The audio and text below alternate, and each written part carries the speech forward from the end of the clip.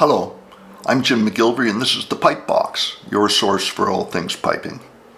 If you find this video useful, please give it a like, and please subscribe to this YouTube channel to see more videos like this. We're going to go over a tune today, and you can print the music for this tune out by going back to the description of this video on my YouTube channel, where there will be a link to a PDF. Today I would like to do with you a four-parted 6/8 march that I wrote back about 1990 and that has since achieved some popularity in the piping community. The tune is called Duncan McGillivray, Chief Steward. Duncan McGillivray was my father, and for many years he served as the Chief Steward at the Highland Games here in Southern Ontario. He did a bang-up job at it. I was always proud of him, and I was really pleased that I was able to give him a 6/8 march that he liked. The tune is an intermediate level tune. For the purposes of this video, I'm going to assume that you can play all of the technique in this tune. D throws, D strikes, attackum, doublings from E, F, high G, and high A, and perhaps most of all, grips.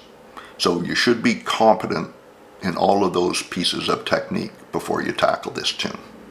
So, before we delve into the details, let's hear Duncan McGillivray, Chief Steward, played on a Dagger electronic chanter.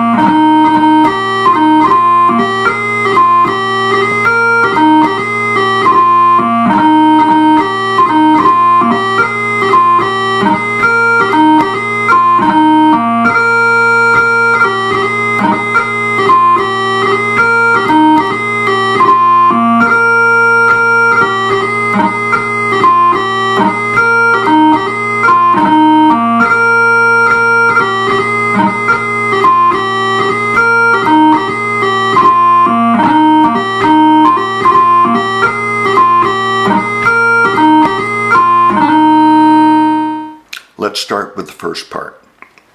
Hear me when I tell you that the expression in 6/8 marches is very simple. It's not complicated at all. As an example, let's have a look at the very first line in the first part. The arrows in this example point to the notes that need to be held without exception. If you look very carefully at it, you'll see in bar 1, the arrow points to a quarter note and then to a dotted eighth note. In bar 2, 2 dotted eighth notes. In bar 3, a quarter note and a dotted eighth note. And in bar 4, a dotted eighth note and a quarter note. There's a very clear pattern in here. In 6/8 marches, the notes you always want to hold are the quarter notes and the dotted eighth notes. We'll see a dotted quarter note in the last part, another note that we want to draw out to its full length. So that is the expressive key to playing Duncan McGillivray, Chief Steward. It's the map. Hold your dotted eighth notes and hold your quarter notes. The challenge is to do this consistently without forgetting any of them. So Your task in playing a 6/8 march is to relentlessly point the quarter notes and the dotted eighth notes. Don't let any of them slip by, or you lose a little bit of your musical effect. Let's hear the whole first part played now.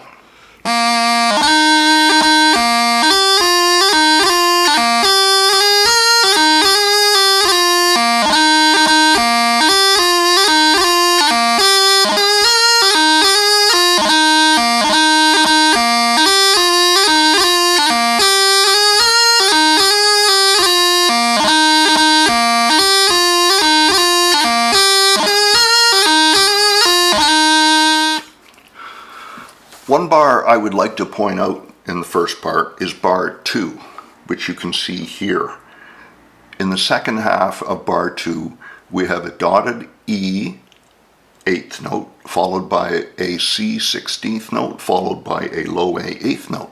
Between the C and the low A is a D grace note. That means it's a tockum. We're going to hold the dotted E. We're going to make the C fairly short, but because it's a tockum, we're not going to make it too short. We're going to punch it out a little bit. Toccums are always very well enunciated, so play it something like this.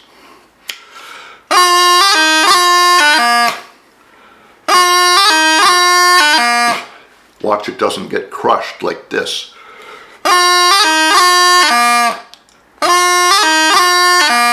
Nice and open and well enunciated.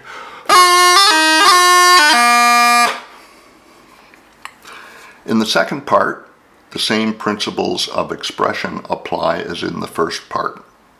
Lots of time on the quarter notes and on the dotted eighths. I want to say a little bit about the grips in the second part, because there are a lot of them. There are 3 in the first line and there are 4 in the second line. So you want to make sure your grips are crisp and rippling. I have a video on this channel going over grips. And I also spend a lot of time on grips in my rhythmic fingerwork technical tutor, which is available from myself or from dealers worldwide. Suffice to say that the quarter notes around the grips, whether they're before the grips or after the grips, need to be extended to their full length as usual. Let's listen to the second part.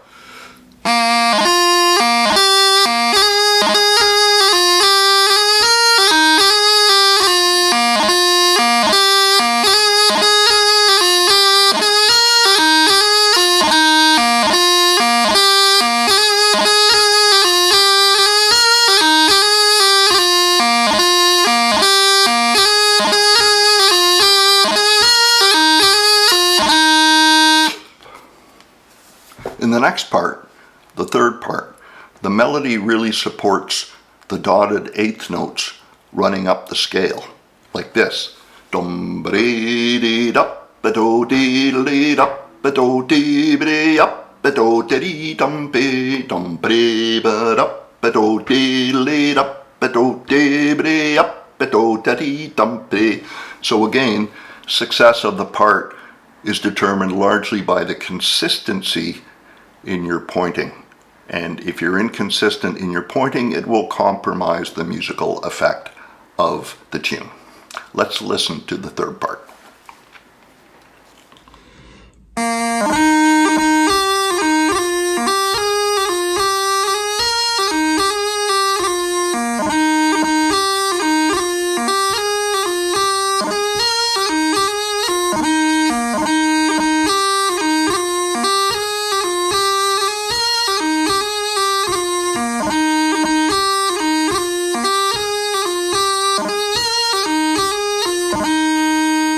In the fourth part, the importance of the dotted eighth notes continues, except now they're starting at the top and going down the scale.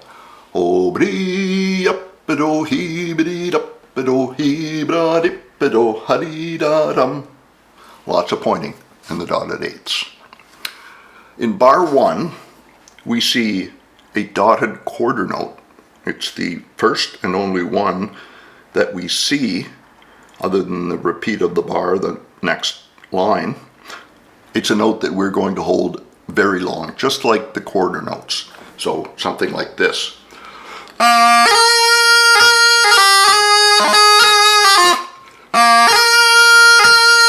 Wait for as long as you can before you play the high A strike. Aside from that, all the same rules apply. Push out the notes that need to be pushed out. Let's have a listen to the fourth part.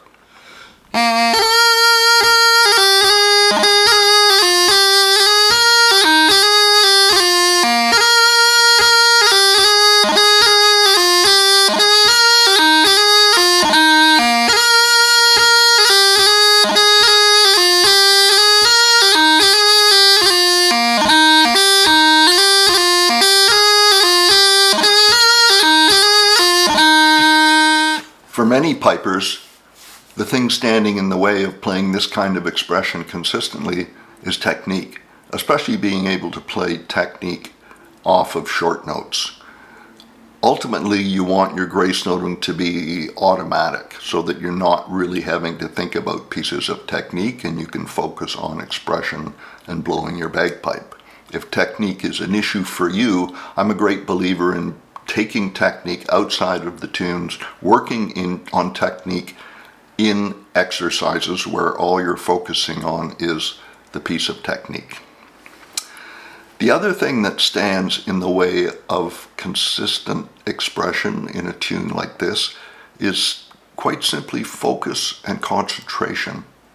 The ability to focus so completely on the expression in the tune that you point every note that needs it without fail. You don't get distracted by life, by your bagpipe, or by difficult pieces of technique. This is a skill to be developed because in bagpipes we do not get a second to rest. Our fingers are going and we're blowing and we're thinking about what to do every second that bagpipe is under our arm. So focus and concentration is really crucial. In terms of tempo, as I say frequently, if you're just learning this tune, you go as slowly as you need to go, no matter how slow that is.